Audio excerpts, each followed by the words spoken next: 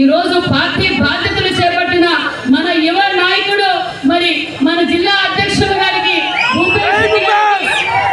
అదే విధంగా వేదికపై ఈరోజు ప్రమాణ స్వీకారం చేస్తున్న మరి జిల్లా కమిటీ సభ్యులకు మరి తరలి వచ్చిన మరి జిల్లా నలుమూల నుంచి కదిలి వచ్చిన మన తెలుగుదేశం పార్టీ కుటుంబ సభ్యులందరికీ మరి ప్రత్యేకమైన ధన్యవాదాలు.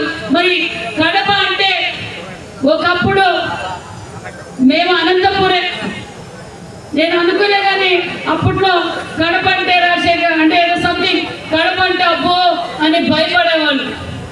కడప అంటే భయపడాల్సిన అవసరం లేదు.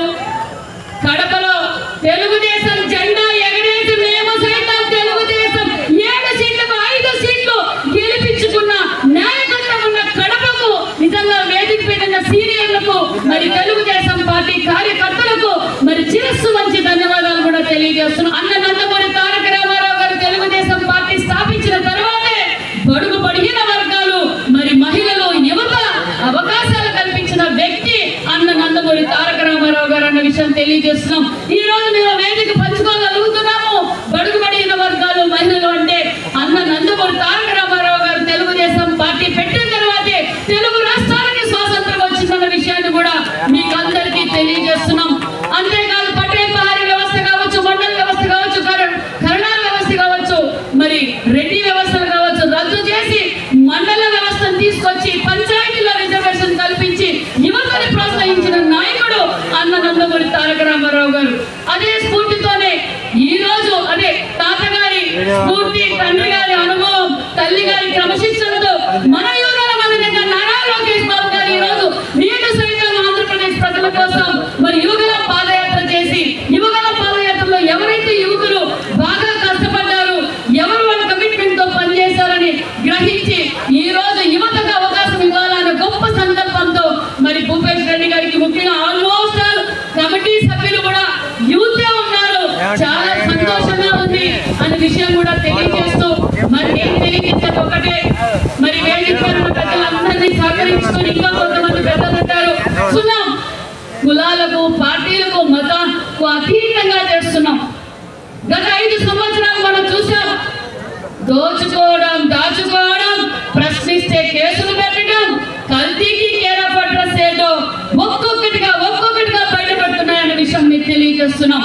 జగన్మోహన్ రెడ్డి గారు శవయాత్ర చేస్తూ ఉంటారు. నా బడుగు బడిగిన వర్గాలు అంటారు. ఈ రోజు కాపు కార్డు వేసుకుంటారు, ఈ రోజు బీసీ కార్డు వేసుకుంటారు. 5 సంవత్సరాలుగా ఏ విధంగా మనల్ని ఏ విధంగా ఇబ్బంది పెట్టారో ఈ రాష్ట్రం 20 సంవత్సరాలు వెనక్కిపోయిందన్న విషయం మీకు అందరికీ తెలియజేస్తున్నాం. ముఖ్యంగా నేను తెలియజేసేది ఒకటి, ఇందాకే శ్రీనివాస్ రెడ్డి గారు చెప్పారు. వాళ్ళు అదే పనిగానే తెలుగుదేశం పార్టీ వారిని రెచ్చగొట్టాలని చూస్తున్నారు. ఇది క్రమశిక్షణ party, Telugu Desam party. Final Chandrababu Naidu గారు ఏం చెప్తే అది మనం ఆదేశించే, అది మనం చేయవలసిన బాధ్యత మనకుంది. మన ముఖ్యమంత్రి గారికి తెలుసు మనం ఏం చేయాలి ఏంటి అని. ఆయన విజన్ ముందు ఎవ్వరూ తట్టుకోలేరు. నేను తెలియజేసేది ఒకటే, అభివృద్ధి ధ్యేయంగా మనం పనిచేస్తున్నాం. ఒక పక్క సూపర్ 6 పథకాలు, ఒక పక్క పరిశ్రమలు, ఒక పక్క ఇరిగేషన్ ప్రాజెక్టులు, ఒక పక్క పోలవరం, ఒక పక్క అమరావతి, ఒక పక్క rail connectivity, air connectivity, port connectivity, road connectivity, tourism hub. ఈ రోజు అన్ని విధాలుగా అభివృద్ధి జరుగుతూ ఉంది. మన కడపలో కూడా, మన కడప జిల్లాలో కూడా ఏ విధంగా అభివృద్ధి జరుగుతుందో ధైర్యం దమ్ము ఉంటే రపరప నరుగుతాం కాదు, శవయాత్రలు చేసేది కాదయా జగన్ రెడ్డి. రా, ఏ నియోజకవర్గంలో మేము ఏం అభివృద్ధి చేశామో చర్చించడానికి మేము సిద్ధంగా ఉన్నాం. మేము ఒక పక్క సంక్షేమ పథకాలు అందిస్తూ ఈ రోజు యువతకు పరిశ్రమలు తీసుకొచ్చి ఉపాధి చూపిస్తున్నాం. ఇదే కడప జిల్లాలో అభివృద్ధి ఈ 18 నెలల్లో ఏ విధంగా చేశామో పంచాయత్ వైజ్ గా సరే మరి ఏ విధంగా మేము చర్చించడానికి సిద్ధమే. తెలుగుదేశం పార్టీ కడపలో ఎంత బలంగా ఉందో మరి రాష్ట్రం అంతా అనుకున్నారు. మహానాడు తీసుకుపోయి కడపలో పెట్టారేంటబ్బా అన్నారు. మరి ఇన్ని సంవత్సరాలుగా ఎప్పుడూ జరగని విధంగా తెలుగుదేశం పార్టీ కడపకు నాయకులు, కుటుంబ సభ్యులు భుజస్కంధాలపై వేసుకొని కడపలో మహానాడు ఎంత విజయవంతం చేశామో మీ పడిన మీరందరూ పడిన కష్టం అన్న విషయం తెలియజేస్తున్నాం. మరి అందరూ ఊహించారా? ఎన్నికల్లో అభ్యర్థిగా తనకి పోటీ చేసిన అభ్యర్థి బీటెక్ రవి ఎవరో తెలియదు ఆయన. జగన్మోహన్ రెడ్డి గారు నాకు పోటీ అభ్యర్థి ఎవరో తెలియదన్న జగన్మోహన్ రెడ్డి గారికి బీటెక్ రవి గారి భార్య మాధవి రెడ్డి గారు మరి జడ్పీటీసీ గెలిపించి కడపలో మనం ఎంత పటిష్టంగా ఉన్నామో మరొకసారి మేము నిరూపించారు. మరి ఒంటి బిడ్డలో మనం గెలిచాం. మనలో కూడా చిన్న చిన్న లోపాలు ఉంటాయి. అందరికీ పదవులు ఒకేసారి రావు. ఖచ్చితంగా కష్టపడిన వారికి తెలుగుదేశం పార్టీలో గుర్తిస్తారు, పదవులు ఇస్తారు అన్న విషయాన్ని కూడా మీకు తెలియజేస్తున్నాం. కాబట్టి మీరందరూ సహకరించి, ఎందుకంటే యువగల అధినేత నారా లోకేష్ బాబు గారు మరి ఒక పక్క రాష్ట్రం అభివృద్ధి కోసం, ఒక పక్క విద్యాశాఖ అంటే విద్య విలువ తెలిసిన విద్యాశాఖ మంత్రి గారు మరి విద్యాశాఖలో పెను మార్పులు తీసుకొస్తూ ఐటీ శాఖ మంత్రిగా కాలుకు బల్బం కట్టుకొని దేశ విదేశాలు తిరిగి పరిశ్రమలు తీసుకొచ్చి ఏదైతే యువగలం పాదయాత్ర 20 లక్షల ఇల్లుగా ఇస్తామన్నామో మరి ఈ రోజు రూపకల్పన చేస్తున్న వ్యక్తి, మొన్నటి రోజు డిఎస్సి ఫిల్ చేసిన వ్యక్తి, దగ్గరలో మళ్ళా డిఎస్సి ఇవ్వబోతున్నామన్న విషయాన్ని మీకు తెలియజేస్తున్నాం. మరి యువగల అధినేత నారా లోకేష్ బాబు గారు ఒక పక్క తెలుగుదేశం పార్టీని కూడా భుజస్కంధాలపై వేసుకున్నారు. ఈరోజు ప్రతి ఒక్కరు పార్టీ ఆఫీసులోకి వెళ్ళి, సెంట్రల్ పార్టీ ఆఫీసులోకి వెళ్ళి మేము గ్రీవెన్స్ తీసుకుంటున్నాం. కార్యకర్తలతో మమైకం కాండి. తెలుగుదేశం పార్టీకి కార్యకర్తలే బలం, కార్యకర్తలే తెలుగుదేశం పార్టీ అని మాకు దశా దిశ నిర్దేశించారు. మీరు కార్యకర్తలతో మాట్లాడండి, కార్యకర్తల సమస్యలు తెలుసుకోండి అని ఎప్పటికప్పుడు దశా దిశ నిర్దేశిస్తున్నారు. ఈరోజు అతి పెద్ద కుటుంబం ఏది అంటే తెలుగుదేశం పార్టీ కుటుంబం. 1,02,00,000 మంది ఉన్న కుటుంబం తెలుగుదేశం పార్టీ కుటుంబం. అంతేకాదు కడప జిల్లాలో గతంలో 5 సంవత్సరాల కింద 2.5 లక్షలు ఉండేది. మరి శ్రీనివాస్ రెడ్డి గారు, వేదిక పేరున్న పెద్దలందరూ కలిసి ఈ రోజు 4.5 లక్షల సభ్యత్వాలు చేసిన ఘనత తెలుగుదేశం పార్టీ మరి నాయకులు అన్న విషయం మీకు తెలియజేస్తున్నాం.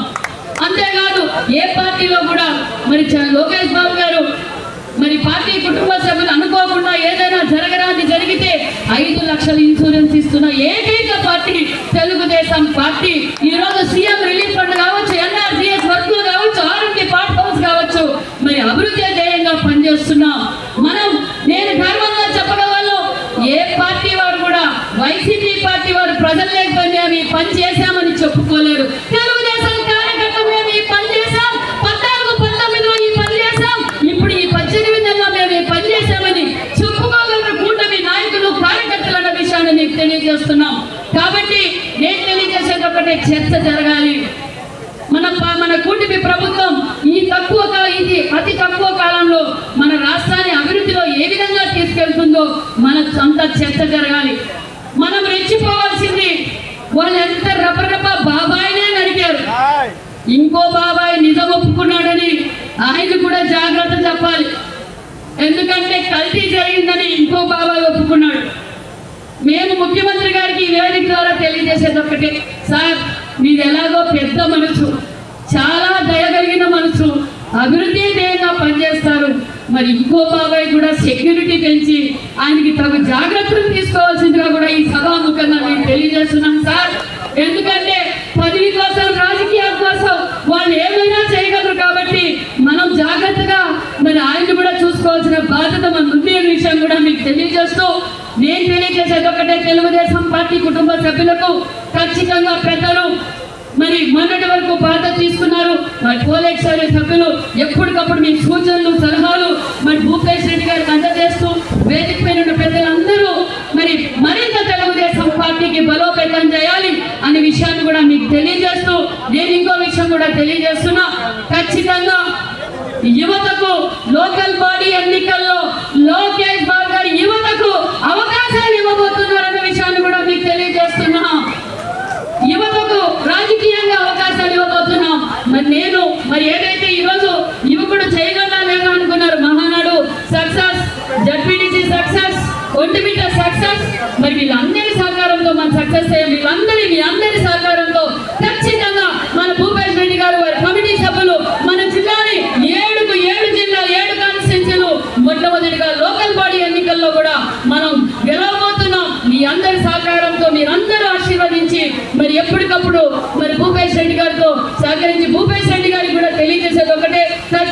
సీనియర్ని, యువతని, మహిళల్ని అందరినీ మీరు కోఆర్డినేట్ చేసుకొని తెలుగు